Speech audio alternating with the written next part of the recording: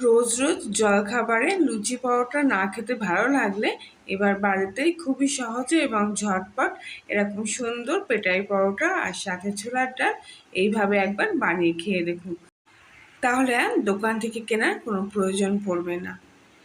পেটাই পরোটা বানানোর জন্য এখানে আমি প্রথমে 500 গ্রাম মতো ময়দা নিয়ে নিয়েছি, সঙ্গে নিয়েছি পরিমাণ মতো লবণ, 1 চামচি মতো তেল আমি এর মধ্যে দিয়ে দিচ্ছি।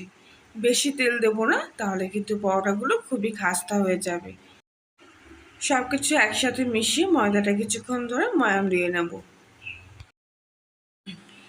এবারে বেশ কিছুটা জল দিয়ে দিলাম, দিয়ে ভালো করে ময়দাটা জলের সাথে মেখে নেব। এখানে একটা নরম ডো তৈরি করতে হবে। দেখুন কতটা নরম করে মেখেছি ময়দাটা, যে আমার সারা হাতেই কিন্তু মেখে গেছে। যত নরম করে মাখবো ময়দাটা, ততই কিন্তু পেটাই পরোটা সুন্দর নরম হবে আর ততটাই কিন্তু খেতে ভালো লাগবে। এবারে হাতের মধ্যে অল্প অল্প করে সাদা তেল নেব আর ময়দার গায়ে মাখাতে থাকবো। এর ফলে হাতে যে ময়দাটা লেগে আছে আমার, সেটা কিন্তু পুরোটাই উঠে আসবে। অল্প অল্প করে তেল ব্রাশ করতে করতে দেখুন হাতটা কিন্তু অনেকটা পরিষ্কার হয়ে এসছে। এবারে এই অবস্থায় আমি ময়দাটা কিছুক্ষণের জন্য ঢাকা দিয়ে রাখবো আর ততক্ষণে ডালটা রেডি করে নেবো। এখানে আমি 100 গ্রাম মতো ছোলার ডাল ভিজিয়ে রেখেছিলাম আর কয়েকটা আলু কুচি করে রেখেছি। ডাল আলুটা সেদ্ধ করে নেবো। সেদ্ধ বসিয়ে এখানে আমি মশলা রেডি করে নিচ্ছি। 1/2 চামচি হলুদ, অল্প একটু লঙ্কার গুঁড়ো, 1/2 চামচি জিরের গুঁড়ো, 1/2 চামচি ধনিয়া গুঁড়ো বেশ কিছুক্ষণ ধরে জলের মধ্যে ভিজিয়ে রাখছি। ততক্ষণে ডালটাও সেদ্ধ হয়ে গেছে। ডালটা এখানে 50% মতো আমি সেদ্ধ করে নিয়েছি। এবারে একটা কড়াইতে বেশ কিছুটা তেল বসিয়ে একটা গোটা শুকনো লঙ্কা ফোড়ন দিলাম আর দিলাম একটা গোটা তেজপাতা, কিছুটা সাদা জিরে ফোড়ন দিয়ে নিচ্ছি। কিছুক্ষণ পর ফোড়ন থেকে একটা মিষ্টি গন্ধ ছেড়ে দেবে আর ঠিক সেই সময় আমি আগে থেকে পেস্ট করে রাখা মশলাটা এর মধ্যে দিয়ে দিচ্ছি। এবার দিয়ে দেবো স্বাদ মতো চিনি আর দিয়ে দিচ্ছি পরিমাণ মতো লবণ। সব কিছু একসঙ্গে ভালো করে কষিয়ে নেব। কিছুক্ষণ পর মশলাটা ভালো করে কষা হয়ে গেলে এর মধ্যে আমি আগে থেকে সেদ্ধ করে রাখা ডালটা দিয়ে দিলাম। মশলা ধোয়া জলটাও এর মধ্যে দিয়ে দিয়েছি। এখানে আমি নর্মাল ডালটা করছি, হাতের কাছে যা ছিল তাই দিয়ে কিন্তু করছি। ছোলার ডালটা কিন্তু খেতে অসাধারণ হয়েছিল, একেবারে দোকানের মতো টেস্ট ছিল। পাতা পাতা ডাল করছি আর সঙ্গে দুটো কাঁচা লঙ্কা দিয়ে দিলাম। কিছুক্ষণ পর ডালটা কিন্তু ফুটে উঠেছে। এবার আমি এর মধ্যে 1/2 চামচি মতো গরম মশলা আর 1 চামচি মতো ঘি দিয়ে ডালটা নামিয়ে নিচ্ছি। ডালটা এতটা পাতলা থাকবে না, ঠান্ডা হয়ে গেলে কিন্তু অনেকটা বসে যাবে। আগে থেকে মেখে রাখা ময়দার ঢাকনাটা খুললাম আর আরও কিছুক্ষণ হাত দিয়ে ভালো করে আমি ময়দাটা মেখে নেব।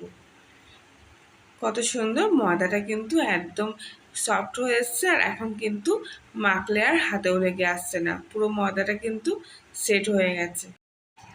পেটাই পরোটার জন্য আমি এখানে একটু বড় বড় সাইজের কয়েকটা লেচি বানিয়ে নেব।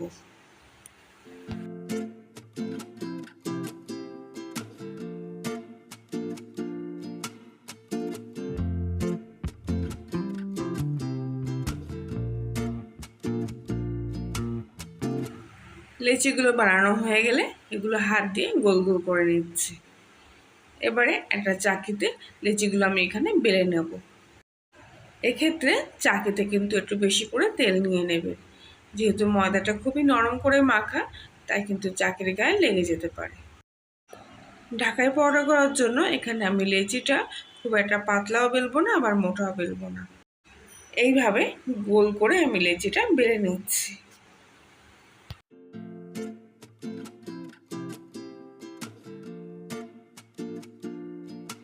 এবারে চাটুতে বেশ কিছুটা তেল গরম বসিয়ে এক এক করে আমি পরোটাগুলো ভেজে নিচ্ছি। এপিট ওপিট দুপিটি বেশ সুন্দর করে ভেজে নেবো। আর দেখুন পরোটাগুলো কতটা সুন্দর ফুলে উঠেছে। পরোটাগুলো ভাজার সময়টাই খুব নরমই থাকবে গরম অবস্থায়। এবার আমি ভাজ করে নিচ্ছি, নামিয়ে আনলাম পরোটাটা।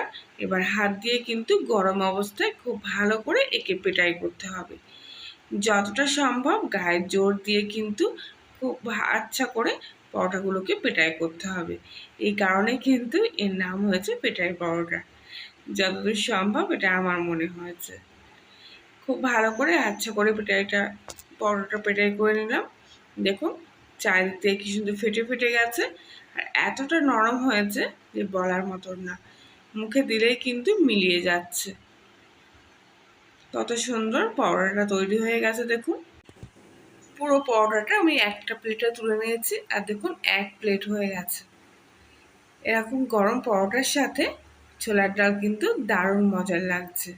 তাহলে কলিনের রান্নাঘরের আজকের রেসিপিটি ভালো লাগলে লাইক শেয়ার কমেন্ট করবে, নতুন হলে সাবস্ক্রাইব করে পাশে থাকার জন্য অনুরোধ রইল। আজকের মতো এখানে, আবার দেখা হচ্ছে অন্য একদিন নতুন করে রেসিপি।